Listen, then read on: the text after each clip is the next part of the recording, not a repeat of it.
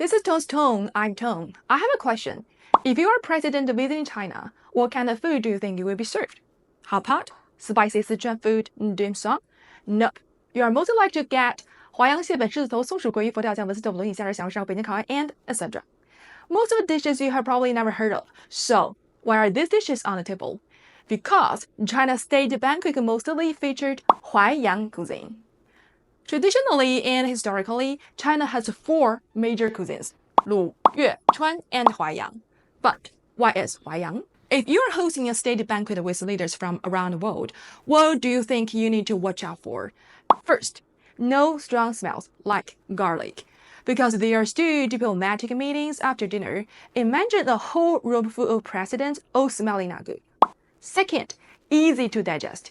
Remember, most world leaders are old, most of them over 50, 60, 70 years of old. Their digestive system supposed not to be good.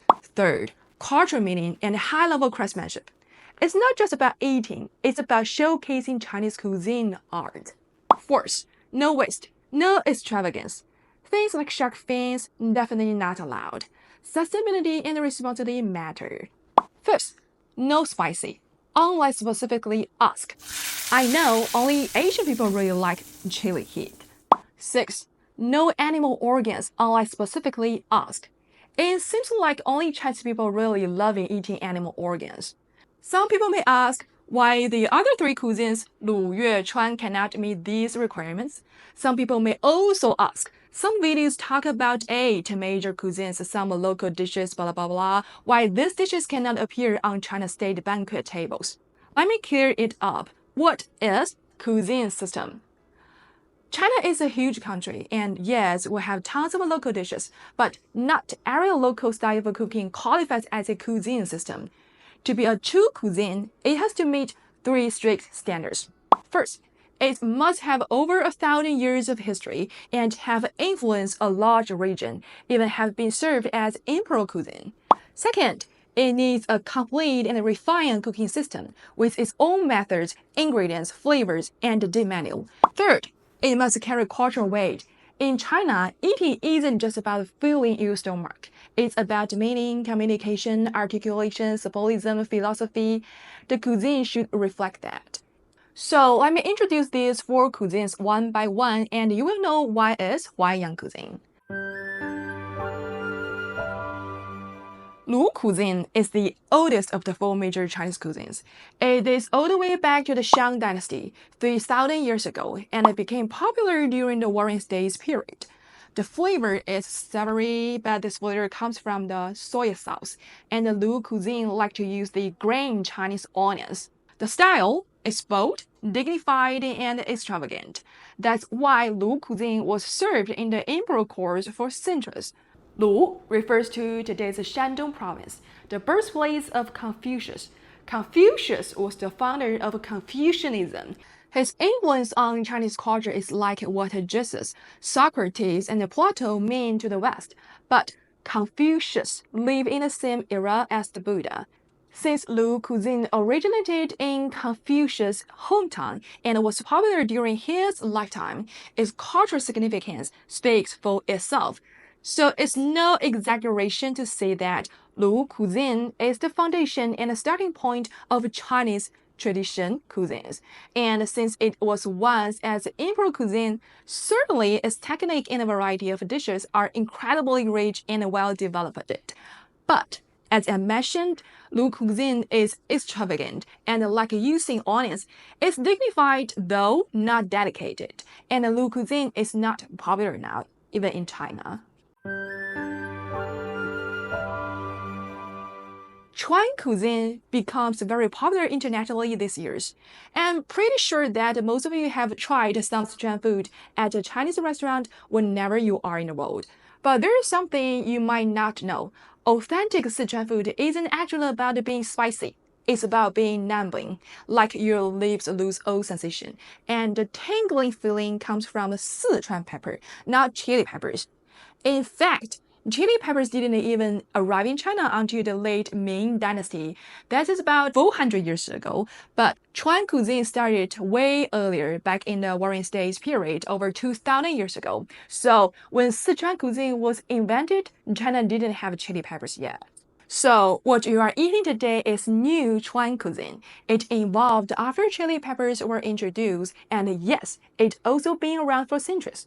Sichuan cuisine was never as imperial cuisine, but it's got this amazing street flavor, warm, bold, and full of life. It reflects the grassroots spirit and the everyday fine of southwestern China, and it's easy to understand why it cannot appear on a state banquet, absolutely because of its flavor.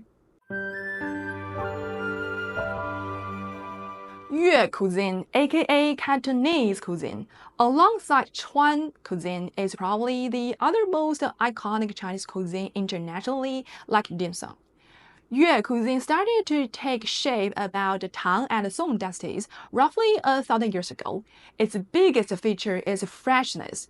The cooking style is simple. It's all about preserving the original flavor of the ingredients as much as possible. The standard food ingredients is very high.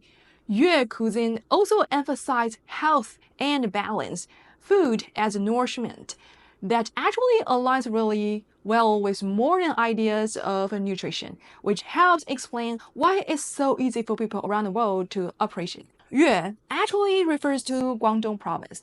The first big wave of Chinese immigrants mostly came from Guangdong. So when you visit Chinatown around the world, there is a good chance you are eating Yue cuisine.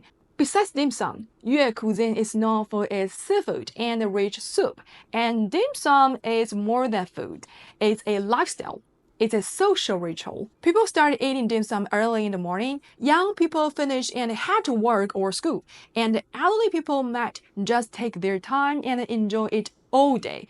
It's a perfect example of a slow living in Chinese culture.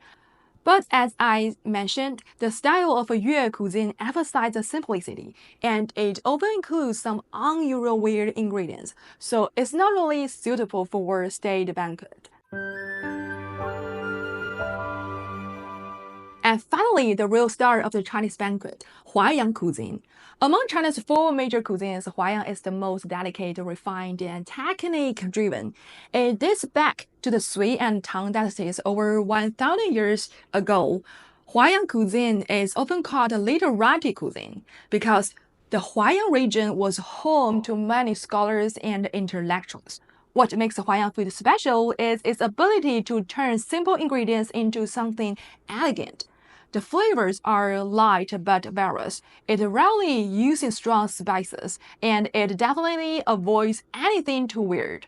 On top of that, the presentation is beautiful. It really reflects traditional Chinese aesthetics and symbolism. But most foreigners have never even heard of Huaiyang cuisine. Why? Because it's incredibly hard to make. It's so complex. You will almost never find it outside China. Now do you get why Huaiyang cuisine is chosen for state banquet? Chuan cuisine is too intense and spicy. Yue cuisine, while fresh and clean, is a little bit too simple in technique. Lu cuisine, bold and grand, sure, but sometimes lacks refinement and can be a little wasteful. And as for the rest of the so-called 8 great cuisines, let's be honest, they don't quite make the cut. If you enjoyed this video, don't forget to like, comment, and subscribe. Thanks for watching.